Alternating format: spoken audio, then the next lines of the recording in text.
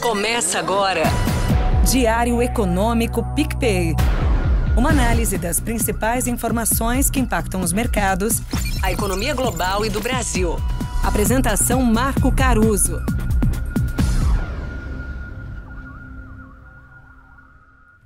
Fala pessoal, bom dia, tudo bem? A semana vai terminando com um tom mais positivo dos mercados do que ela começou.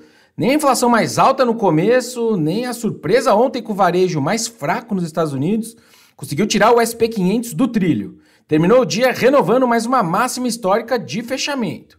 O ar pode até ficar mais rarefeito acima desses 5 mil pontos, mas o resultado das empresas e a perspectiva de juros mais baixos seguem dando fundamento para a Bolsa Americana. Um ponto interessante é que os investidores estão otimistas, apesar da postura mais dura do Fed. Quando a gente roda os algoritmos que tentam ler o tom ou o sentimento das últimas falas dos diretores do BC americano, dá para ver essa guinada deles tentando segurar os ânimos. Enfim, o Fed não está mais comandando essa subida da bolsa. O impulso vem mais daquela soma de PIB saudável, inflação mais equilibrada, mesmo com os sustos recentes, e empresas mais saudáveis. A temporada de resultados do quarto trimestre segue melhor do que o esperado lá nos Estados Unidos. 80% do total das empresas do S&P 500 já divulgaram seus números, e dessas, 60% superaram os lucros em pelo menos um desvio padrão das estimativas dos analistas. Para cima, né? Mais forte.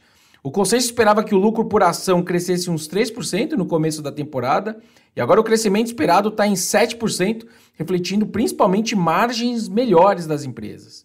E aqui vale também reforçar aquela ideia que eu venho citando para vocês, de que esse otimismo seria um falso alarme para quem quer vender dólar. Tem o argumento dos juros menores à vista lá nos Estados Unidos, mas tem também esse excepcionalismo da economia americana, que atrai demanda por ativos denominados em dólares. E aí é dólar forte. Agora, voltando no assunto das empresas da Bolsa Americana, eu estava lendo um relatório que fez um apanhadão das teleconferências dessas companhias. A gente está falando aí de 360 das maiores empresas do mundo. E é interessante acompanhar essas teleconferências, porque você pega uma perspectiva mais qualitativa sobre as principais questões que estão passando ali pela cabeça da diretoria dessas empresas. 3 temas chamaram a atenção: inteligência artificial, para variar, cadeias de suprimentos globais e o mercado de trabalho. E na soma desses 3 temas, a gente está falando de tendências aí de aumento de produtividade e de redução de custos.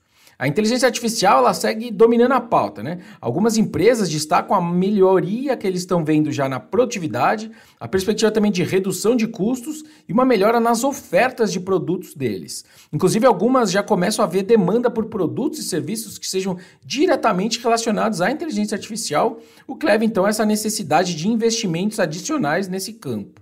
Sobre as cadeias de supply chain, de suprimentos globais, a grande maioria destaca que os gargalos nesses suprimentos desapareceram, mas ainda tem alguns setores sob pressão e com riscos de congestionamento, na palavra deles, exemplo do call da Amazon. E aí, nesse contexto, é interessante a gente contar que várias delas já tomaram medidas para diversificar regionalmente os seus fornecedores.